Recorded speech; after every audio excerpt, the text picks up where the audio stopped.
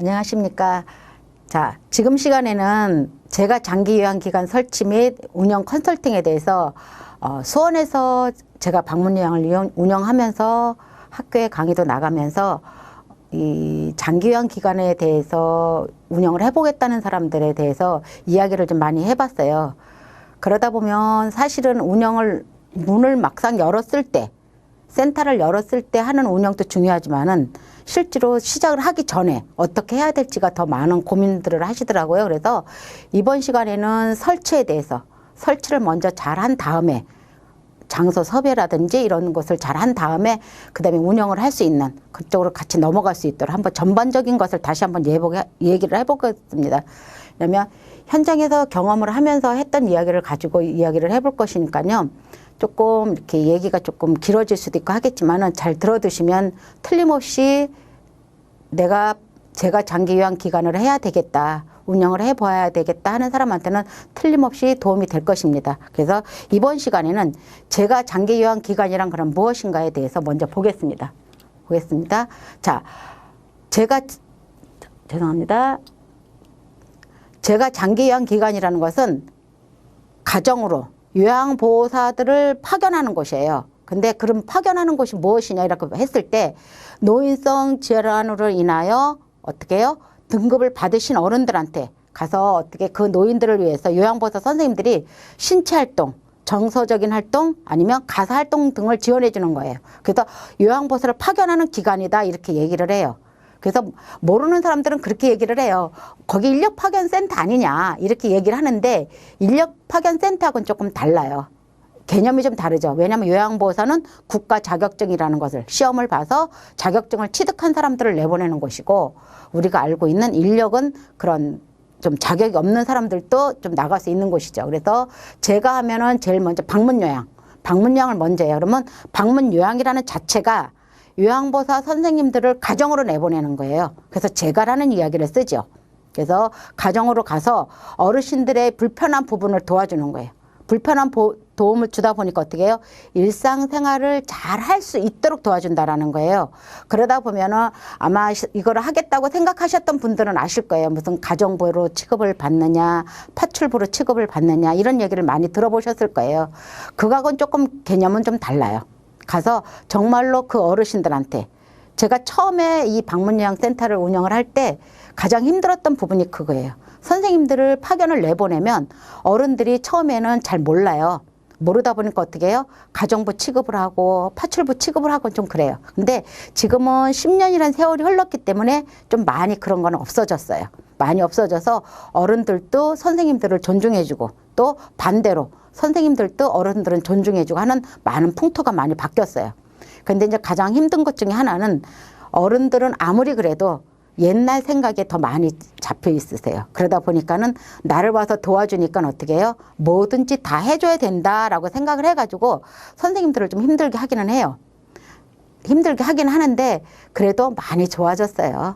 초창기 때, 제가 초창기 때 했을 때만 해도 그 시기에는 정말 파출부 취급, 가정부 취급을 많이 했지만 지금은 서로 윈윈하는 도와주는 사이다라고 생각을 해서 많이 하고 있어요. 그래서 방문요양을 먼저 설치를 할 때는 방문 목욕도 같이 설치를 해요.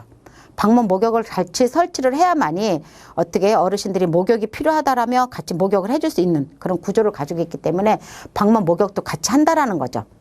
그렇지만은 지금은 또 많이 주간보호라든지 아니면 복지원고 아니면 뭐 요양원까지 같이 하지만 지금 시간에는 제가 가장 쉽게 우리 사회복지사들이나 아니면 요양보호사로서 5년 이상을 하신 분들은 방문요양이나 방문목욕이 아무래도 조금 편안하죠.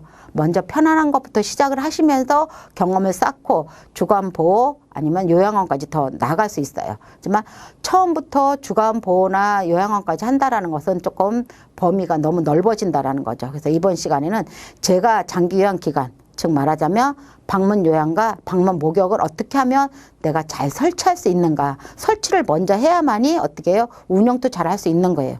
설치하기 전에 운영을 어떻게 할 것인가부터 먼저 고민을 한다라면 못하죠. 못하기 때문에 먼저 그러면 설치를 어떻게 해야 되느냐부터 한번 보겠습니다. 보면은 먼저 설치를 하기 위해서는 서류가 많이 들어가야 돼요. 그래서 사업계획서부터 시작을 해서요.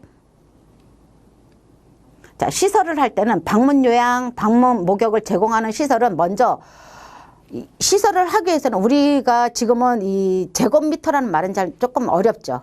조금 어렵지만은 우리가 보통 말할 때 5평이라는 말을 써요. 5평. 5평 정도의 방이 있어야 돼. 사무실이 있어야 된다라는 거예요.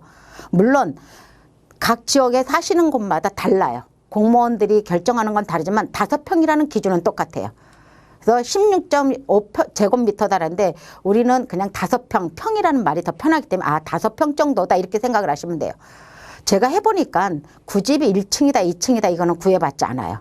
그거는 구애받지 않는데 평수는 구애를 받고 또 지자체마다 내주는 조건이 조금씩은 달라요. 그거는 나중에 이제 4강에 가서 해드릴 건데 지금은 뭐뭐 서류가 필요하냐부터 먼저 보는 거예요. 그러다 보면은 먼저 어떻게 해요? 사무실을 구했다라면 사무실 안에 직기가 들어가야 돼요. 사무실 용도, 그러니까 책상, 그 다음에 전화, 팩스가 되는 거야 되겠죠. 그 다음에 컴퓨터 당연히 들어가야 되고요. 그 다음에 사물함이 꼭 잠금 장치가 되어야 돼요. 그거는 평가 부분에서도 꼭 해요. 왜?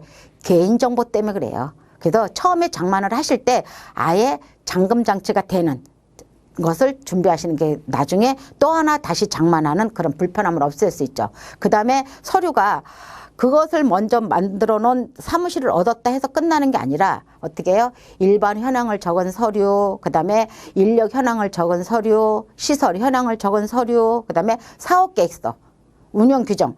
가장 힘들어하는 부분이 사업계획서예요. 사업계획서 안에는 뭐가 들어가야 돼요? 제일 먼저 세입과 세출이 들어가야 돼요. 지금은 굉장히 까다로워요. 정부에서 초창기 때 제가 처음에 초창기에 낼 때만 해도 지금처럼 까다롭지는 않았어요. 사실은. 그런데 지금은 굉장히 까다로워요. 왜냐? 정부에서 돈을 주는 부분이기 때문에 그 돈을 어떻게 썼느냐를 하나하나 꼬치꼬치 다 물어봐요. 그렇기 때문에 사업계획서를 낼 때 세입과 세출이 정확하게 맞지 않으면 어떻게 해요? 서류에 신청을 했을 때 반려가 돼요. 그래서 사업계획서를 어떻게 쓰느냐가 중요해요. 그 다음에 운영규정. 왜요? 운영규정에 따라서 선생님들 아니면 센터를 어떻게 운영할 것인가를 보기 때문에 운영규정을 적은 서류도 중요하단 말이에요. 그래서 2번째 시간과 3번째 시간에 이 사업계획서와 운영규정에 대한 것을 자세하게 어떤 내용이 들어가야 되고 어떤 내용은 필수다 하는 것을 세밀하게 해드릴 거예요. 그래서 이번 시간에는 전반적으로 제가 장기 요양 기간이라는 것은 어떻고 설치를 하기 위해서는 어떤 부분이 먼저 필요하구나라는 것을 어떻게 조금 인지를 하고 가자라는 거예요. 그래서 서류가 꼭 필요하다. 그렇지만 제일 먼저 뭐를 해야 된다? 사무실을 먼저 얻어야 된다라는 거예요. 그렇지만 얻기 전에도 먼저 얻어놓고 시작을 하시는 건 아니에요. 제가 처음에 컨설팅을 했을 때 제일 실수한 게 그거였었어요. 사무실을 먼저 얻어놓고 이걸 먼저 잘못 말했던 거예요. 처음부터 사무실을 얻어놓는 건 아니에요. 서류를 먼저 갖추고 먼저 어떻게 해요? 알아봐야 돼요. 그 장소에서 과연 할 수 있는지 없는지를 지자체마다 다 다르다라는 것을 유념하셔야 돼요. 처음에 제가 실수했던 부분이 그거예요. 그래서 이 부분을 강조해 드리는 부분이거든요. 그래서 5가지 서류는 필요하다라는 것을 알고 가시고요. 그 다음에 그러다 보면 어떻게 해요? 사업계획서 안에는 뭐가 들어가느냐? 일단 어떻게 나중에 세세하게 보더라도 조금 어떤 게 들어가는지는 좀 보자라는 거예요. 그래서 먼저 사업 목적이에요. 어떻게 나는 이 사업을 어떻게 하겠다. 어떠한 방법을 하겠다. 목적을 넣는다라는 거예요. 내가 방문 요양에 대해서 어떤 어르신에게 누구를 보내겠다라는 목적을 적고요. 그 다음에 어떻게 운영을 하겠다. 운영 규정 안에도 들어가지만 사업계획서 안에도 들어가요. 그 다음에 어떤 시설이다. 어디에 주소 기관명 이런 것을 적는다라는 거죠. 이것도 나중에 조금 더 자세하게 제가 처음에 냈을 때 가장 했던 게 이거예요. 이렇게 서류가 앞에서 얘기했던 그 5가지 서류 있으면 돼. 그것만 갖다가 그냥 신고하면 돼 하는데 사업계획서를 어떻게 적고 운영규정을 어떻게 적어야 되는지를 전혀 감을 못 잡는 거예요. 그래서 지금은 감을 잡을 수 있게 요 강의만 잘 들으면 계획서는 정확하게 잡아서 어떻게 해요?